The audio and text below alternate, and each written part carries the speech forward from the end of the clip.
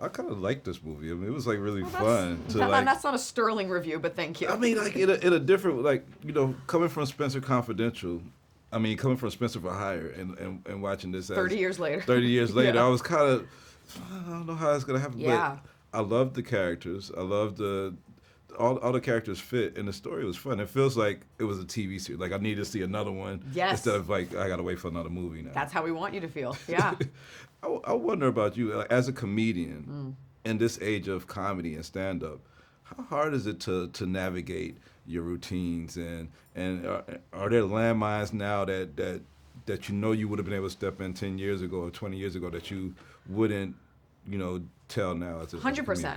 You know, I think as a society, we're all growing together and we're all understanding each other a little bit better and things are coming to light now. And sometimes you don't know, oh, I shouldn't have said that and I can't say that. The idea is not to scold someone so hard that they don't want to continue. The idea is you educate people and then you know a little bit more. And I think every comedian has said things that you're like, probably not cool. So I think there's that, and I think the idea is to constantly grow and evolve as people, and to keep making jokes that include more and more people and make people feel better. Yeah. But I do think we have a problem in our society with telling comics they can't say stuff. My rule is I stay true to myself. I cater. I don't pander, and I know it's coming from the highest light and from love, and that's the difference between breaking balls and hate speech. Yeah. And I think people can't decipher between the two because people are not very bright sometimes. Yeah. So at the end of the day, you want people to leave feeling uplifted. Good answer. I have that one ready. I get asked that a lot.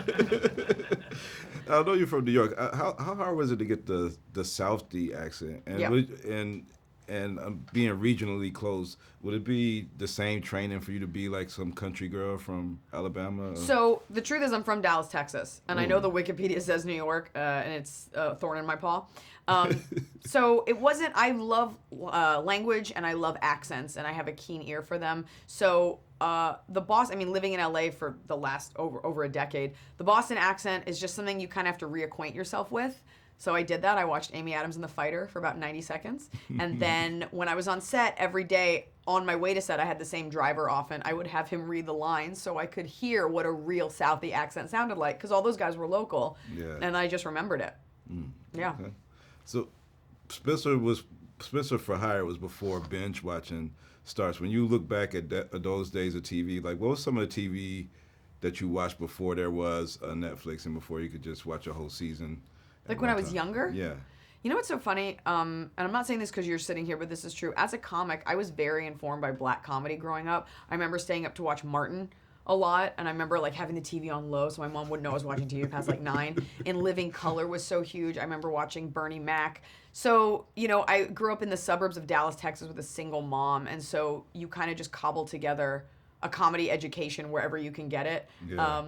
Even like Living Single, like whatever was on, like I was just watching it, just knowing that like funny was funny. Yeah. And then later it was sketch wherever I could find it. But I watch the same shows everyone watched, like Sex and the City, stuff like that. Well, everybody will be watching this, and whatever you'll do next, we'll be looking forward to watching.